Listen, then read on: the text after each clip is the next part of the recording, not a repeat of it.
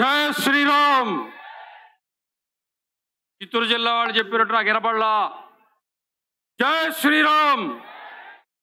శ్రీకాకుళం జై శ్రీరామ్. ఆంధ్రప్రదేశ్ జై శ్రీరామ్. జై శ్రీరామ్. ఈ 3 అక్షరాల నినాదం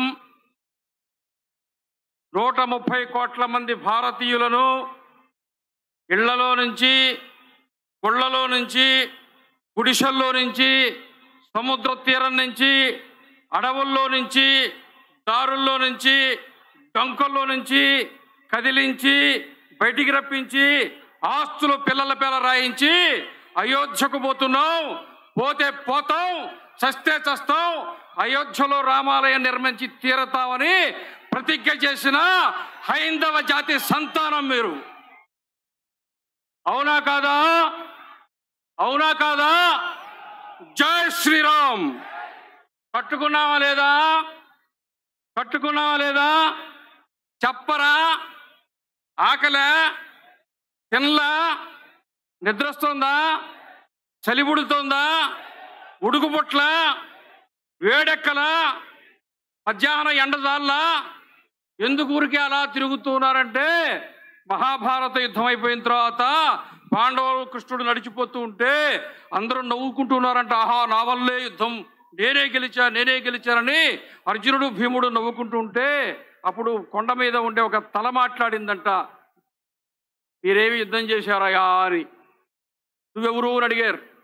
నేను ఘటోత్కచుడి కొడుకుడిని, బర్బరీకుడిని. నేను యుద్ధానికి ముందే కృష్ణ పరమాత్ముడు సుదర్శనంతో తీసేశాడు, కానీ వీరుణ్ణి కాబట్టి యుద్ధం చూడాలనుకున్నాను, యుద్ధం అయ్యేదాకా బతికించమన్నాను, ఈ కొండ మీద పెట్టాడు, యుద్ధం చూశాను అన్నట్ట. మరి ఏం చూసావయ్యా అన్నట్ట. పాండవులు యుద్ధం చేయలేదు, కౌరవులు యుద్ధం చేయలేదు, కేవలము ఈ 18 రోజులు 18 అక్షౌహిణుల మీద కేవలము విష్ణుమూర్తి శ్రీకృష్ణ పరమాత్ముడి సుదర్శన చక్రం మాత్రమే తిరుగుతూ ఉండింది అని చెప్పెట్ట.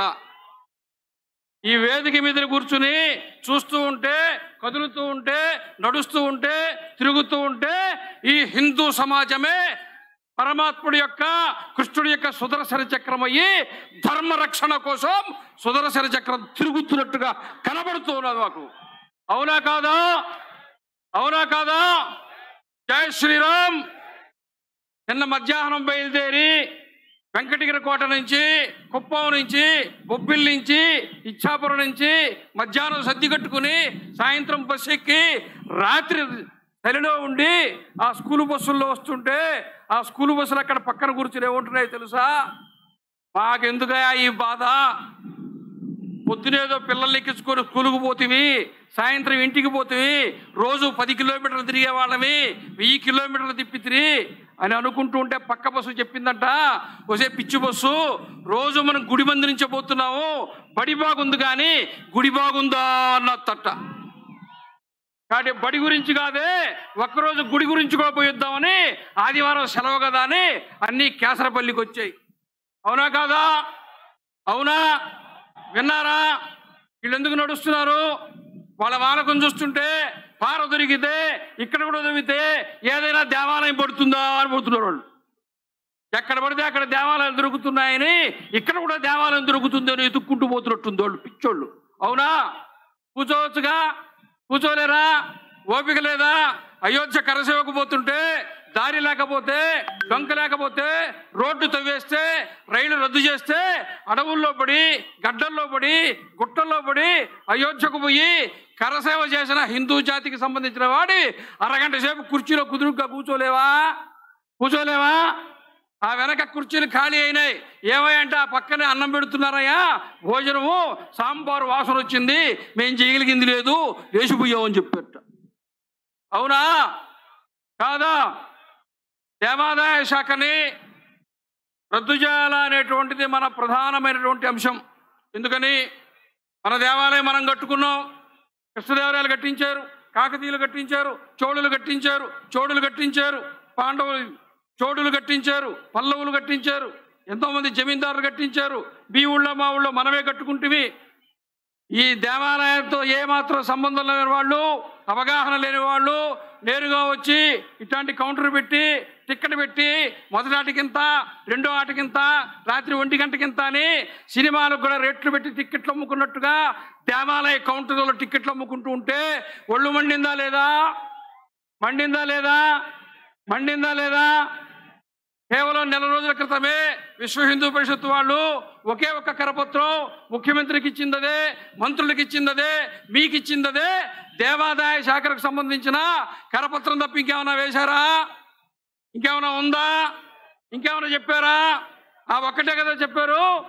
ఆ ఒక్కటే చదివిన తర్వాత నాకు అనిపించిందో తెలుసా, ఎప్పుడో 5-6 సంవత్సరాల నాడే తగిలించుకునే సంచి ఒకటి గుట్టించుకుని దాంట్లో ఒక డ్రెస్ పెట్టుకుని, దాంట్లో ఒక తువ్వాలు పెట్టుకుని, దాంట్లో ఒక ప్యాంటు పెట్టుకుని, దాంట్లో ఒక దుప్పటి పెట్టుకుని పిలుపురాక పోదా, రైలెక్కి పోవా, ఉద్యమం చేయవా అని ఎప్పుడో హిందూ సమాజం సంసిద్ధంగా ఉన్నట్టుగా నెల రోజుల వ్యవధిలో లక్షలాది మంది హిందూ సమాజం కదిలించిందంటే ఈ దేవాదాయ శాఖ మీద, దేవాలయాల వ్యవస్థ మీద, ఈరోజు ఉండేటువంటి దుర్మార్గపు వ్యవస్థ మీద హిందూ సమాజం ఎంత కుతకతలాడిపోతున్నదో, ఎంత వ్యతిరేకతతో ఉన్నదో, ఎంత ఉద్రిక్తతతో ఉన్నదో ఈరోజు ఈ ఉద్యమాన్ని చూస్తూ ఉంటే మనకు అర్థమవుతుంది. అవునా కాదా?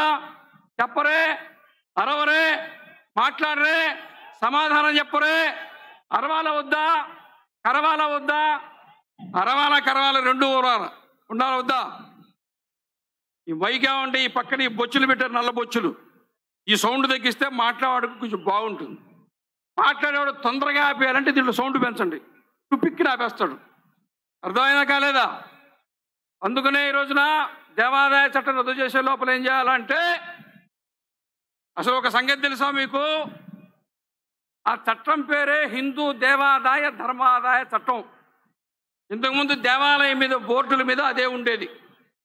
మీరు ఎప్పుడైనా గమనించారా? మొత్తం ఆంధ్రప్రదేశ్లో దేవాలయ బోర్డుల మీద హిందూ అనే శబ్దం తీసేశారు. మీకు గుర్తుంచుకోండి. పెట్టాలా వద్దా? హిందూ శబ్దం పెట్టాలా వద్దా? అడగాలా వద్దా? పోయి నిలబడాలా వద్దా? మీ ఊరు బడికి అయ్యవారు రాకపోతే అడుగుతున్నారు లేదా? పొలంలో ట్రాన్స్ఫారం కలిపోతే అడుగుతున్నారు లేదా? సబ్స్టేషన్ ముట్టడి చేస్తున్నారు లేదా? మీ దేవాలయంలో డబ్బులు గోలుమాలైతే, భూములు ఆక్రమిస్తే, హుండీ దొంగతనం జరిగితే, అర్చకుడి మీద దాడి జరిగితే, దేవాలయంలో దొంగతనం జరిగితే మీ ఈవోని ఎప్పుడైనా మీరు నిలదీశారా? అడిగారా? ఉద్యమించారా? నిలబడ్డారా? ఎప్పుడు మొదలు పెడతారు? ఎప్పుడు మొదలు పెడతారు? రేపటి నుంచేనా? ఇక్కడ ఉండేవాళ్ళేనా? టీవీలో చూసేవాళ్ళు అడగరా? మీరు పోయి చెప్తే ఎవరు వింటారో వాళ్ళు అడగరా? మొత్తము హిందూ సమాజం ఈ రోజున దేవాలయాన్ని ప్రశ్నించేటువంటి స్వభావాన్ని ఈ రోజు నుంచి కలిగి ఉండడం అనేది ప్రారంభం అవుతుందా లేదా? అవుతుందా లేదా? అడగతారా లేదా? అడగతారా లేదా? అడగాల వద్దా? అవునా? 2006, 2007 సంవత్సరంలో షామీర్పేట మండలంలో అక్కడ శ్రీరాముడి దేవాలయాల భూములు అమ్మేస్తే దానికి సంబంధించిన మొత్తం రాష్ట్రంలో పెద్ద ఉద్యమం జరిగితే అప్పుడు కదిలి వచ్చిన ప్రభుత్వం జస్టిస్ వెంకటరామరెడ్డి కమిషన్ వేసింది. ఇప్పటికి 15 సంవత్సరాలు 16 సంవత్సరాలు అయిపోయింది. ఈ రోజుకి ఆ కమిషన్ రిపోర్టు బయటపెట్టలే.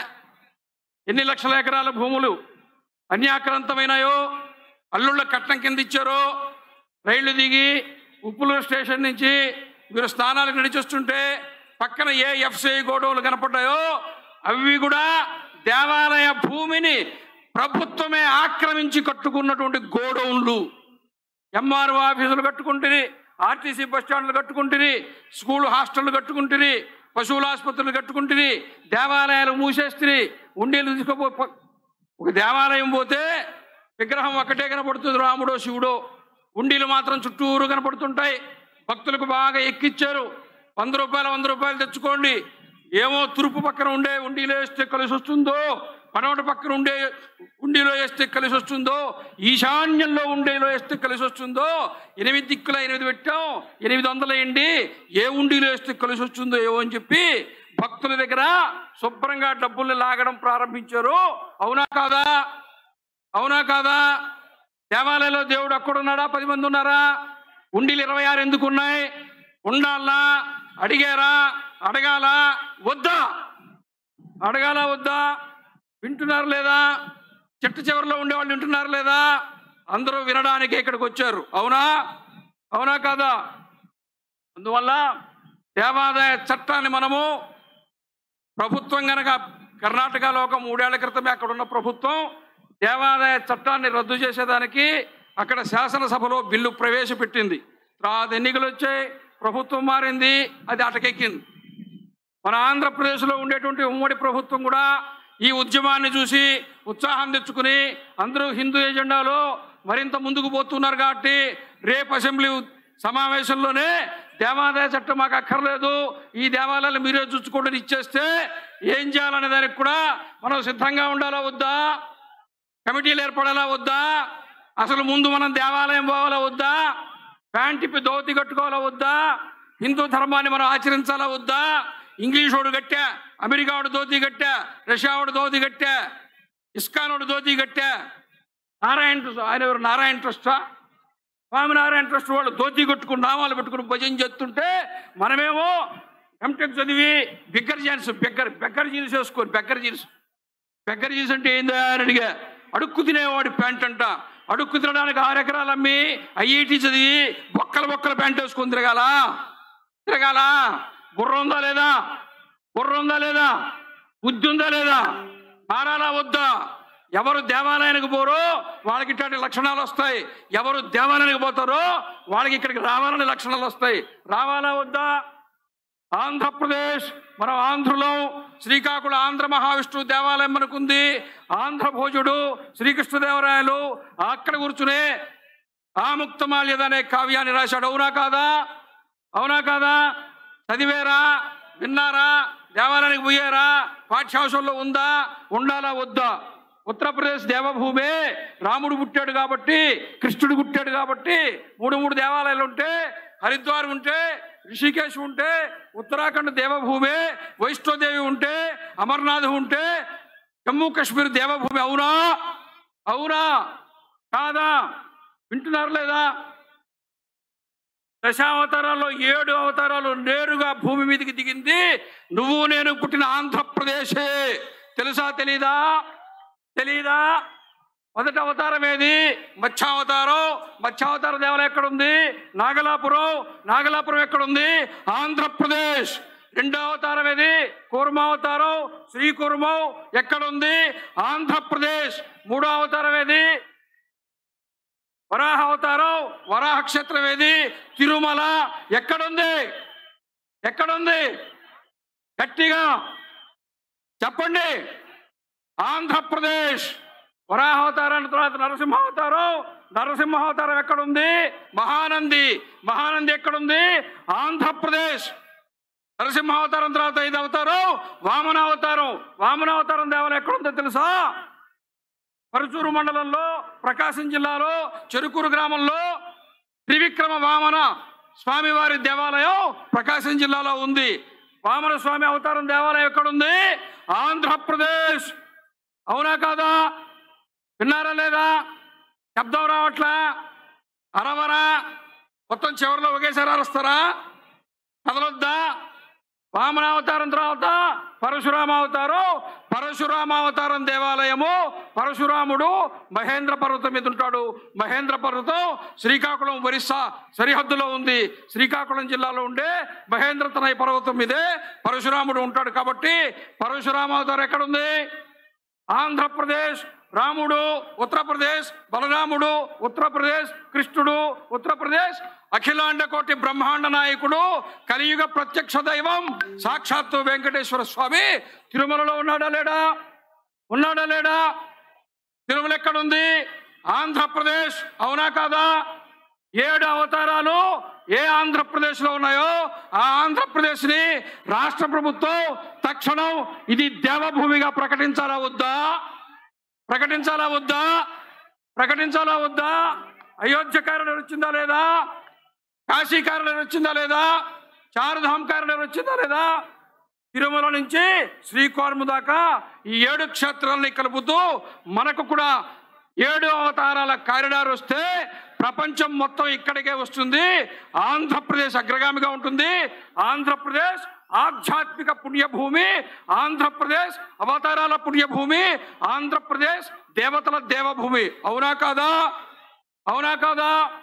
జై శ్రీరామ్, జై శ్రీరామ్, వందే మాతరం, భారత్ మాతా కీ, భారత్ మాతా కీ, భారత్ మాతా కీ.